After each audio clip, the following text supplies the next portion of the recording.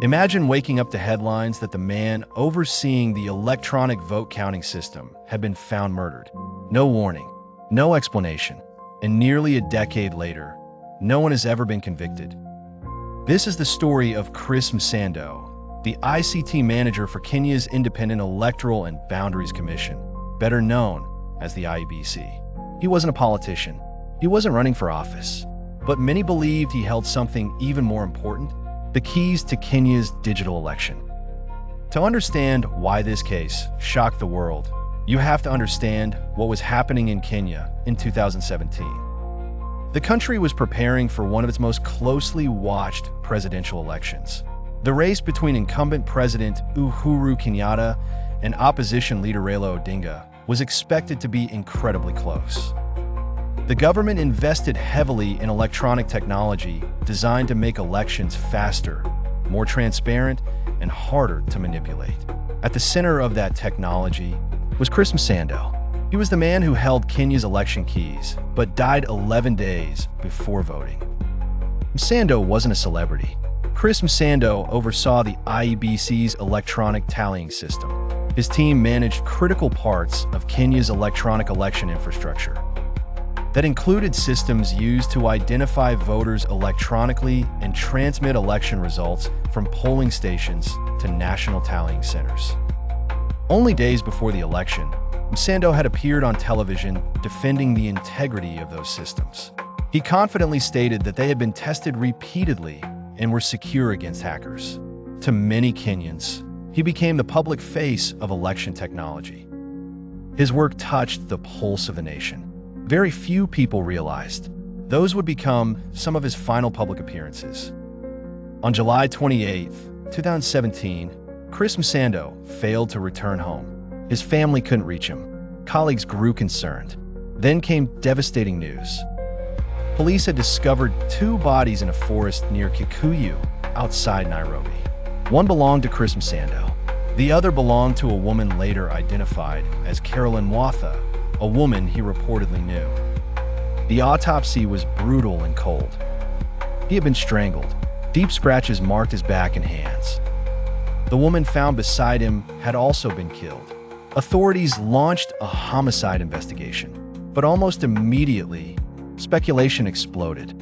Was this a personal crime? Or had someone targeted one of the most important people involved in Kenya's election?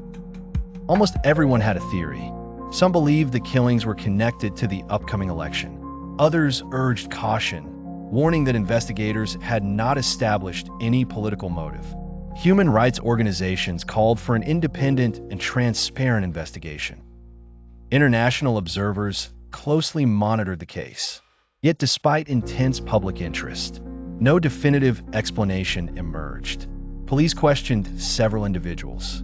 Various reports surfaced over the years, but none produced enough evidence to solve the murders or identify those responsible in court.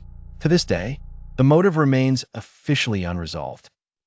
Election fever was rising across Kenya, and despite the tragedy, Kenya's presidential election proceeded on August 8, 2017. President Uhuru Kenyatta was declared the winner, but the controversy didn't end there. The opposition challenged the results, alleging irregularities in the electronic transmission system. In a landmark ruling, Kenya's Supreme Court annulled the presidential election, not because Chris Msando had been killed, but because it found significant irregularities and illegalities in how the election had been conducted and verified. A new election was ordered. It was one of the first times in African history that a presidential election had been overturned by a country's highest court. Even so, the unanswered questions surrounding Msando's death continued to fuel public suspicion. A digital guardian was gone, and the country asked who wanted him erased. The election came anyway, heavy with suspicion. Numbers flashed on screens, but trust had already cracked.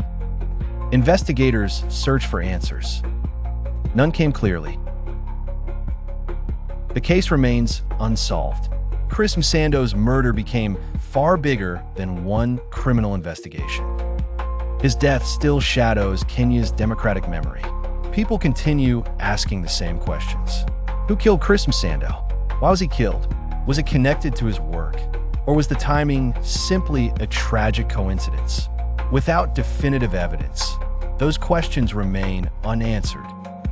As of 2026, Chris Msando's murder remains officially unsolved. No one has been convicted for the killings of either Chris Msando or Carolyn Watha.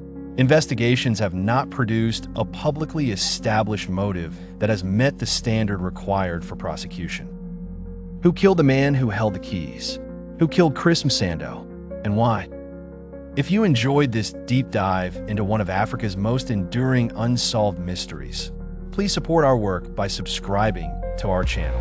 We post new videos every day,